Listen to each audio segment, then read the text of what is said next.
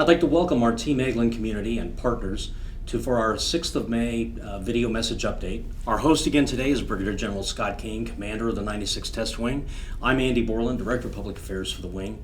General, I'd like for you to give us a quick update, if you would, on where we are this week, and then also talking about the rest of May and where you see us headed, because there seems to be some news that we probably need to share. Yeah, Andy, we're moving into recovery stage 1, as we call it. Eglin Air Force Base has a 4-stage recovery plan where we watch the trends of the prevalence of the COVID-19 virus, and if that trend holds and it continues to decrease, then we can progress into the next recovery stage. So we've started our recovery stage 1, and we're watching that trend very closely. We're in recovery stage 1, we're still in a mission essential posture on the base, and I expect that we'll stay there for another couple of weeks, probably until Memorial Day. Really? So that's consistent with what you think the state is doing as well? Because I know we've been discussing this movement order, we've been discussing opening the beaches, and all that. How is that meshing with what the state is intending? Yeah, so for the timing of the start of the recovery stage 1 is very synchronized with the state. And now it's watching that trend and watching it very closely in a couple weeks in particular, because as the state has opened up and the community has eased restrictions, now I'm very focused on what that does to the health of the community, what that does to the risk of our Team Eglin members as they interact with that community. So in a couple of weeks, I'll be watching very closely for any increase in the virus in the community, that rebound that we've heard discussion of. In a meeting that I heard you on today, you were talking about the personal risk versus community risk. I think you were alluding to that just a second ago in terms of when we opened this up. What do you mean by the personal risk versus mission risk and communities? Can you elaborate on that? Yeah, a couple things. One is that the base will in some ways be on somewhat of a different posture than the community around it. We will have restrictions that are still in place when there are maybe fewer outside the gate, and we just have to do that to protect our people and to protect our missions, which are critical to national security. So as much as I want to stay exactly in sync with the state and the community, I do have to continue protecting our people while we execute mission, and we are executing a lot of that mission. But the piece that you're asking about is personal risk management and that sense of community.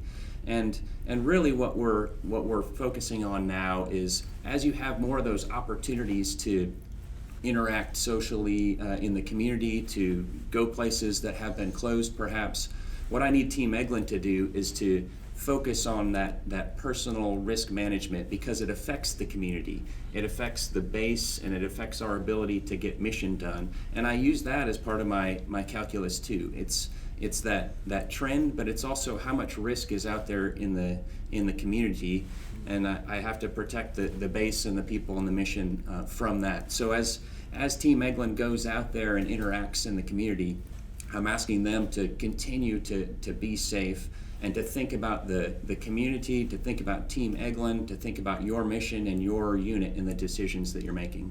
Let me take you back to the mission side of this. This is now our 7th week of COVID response. How have you felt about the continuation of the missions? Have we lost a step? Have we gained a step? Are you amazed at some of the things that have come about as a result of our adaptation, if you will? Yeah, and in much respect for our medical providers, we're well beyond that number of weeks and what they have been doing to prepare for this. We have a tally of how many days we've been working on COVID-19, and it's much greater than that when you look at how far back our medical community and our Team Eglin medics started working on this. But amazed is a great way to put it. I am amazed by how much mission we have been able to continue to get done safely. We've stepped back just a little bit to be safe, but we've continued to train, we've continued to test, and continued to stay ready, and I've been really impressed. And that's the credit there goes to those unit commanders, those NCOs, those folks that are coming up with good ideas, getting their teams on board and staying safe while they get the mission done that they know we have to keep going. Is there a particular mission that hits as a highlight, if you would? I think the Cyber Test Group, for example, was involved in a project earlier, involved with Air Force Research Lab. Would you like to elaborate on their involvement in that?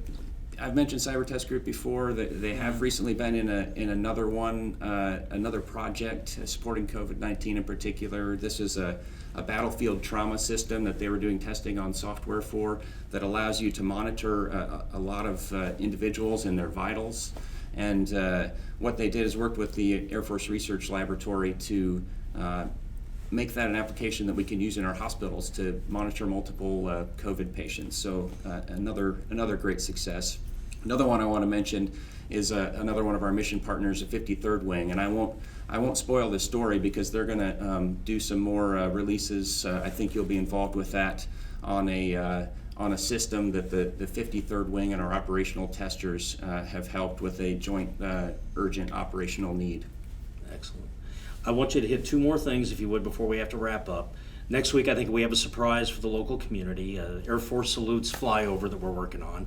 And then there's a key theme that I think you've really been focused on, and that's staying connected and being safe. Would you elaborate on those 2 points for us a little bit? It's been in the news, the Air Force Salutes campaign and the partnership between the Air Force and the Navy, the Thunderbirds and the Blue Angels in particular that are saluting our heroes in our medical facilities around the country. We're going to do some of that for the Gulf Coast as well. So next week you'll see the plan unfold here soon, but we will be doing some salutes to our local medical facilities in Destin, Sacred Heart, the Fort Walton Beach Medical Center, North Okaloosa and Crestview, and back to Twin Cities in Niceville, so that we can pay our respects for all the great work that they're doing to keep us safe and to protect our community. Outstanding. Final thoughts? Stay safe and stay connected. I mentioned what stay safe means today. It means making good personal decisions and how that affects your community, your base, your mission should be part of your stay safe thinking now. And then staying connected. We're still separated in ways that we haven't been. We still have people that are isolated in ways that they haven't been. We've unleashed a lot of different tools to stay connected, but it still is a personal touch of reaching out and talking to somebody that can really make a difference. And one preview on Friday is our Military Spouse Appreciation Day.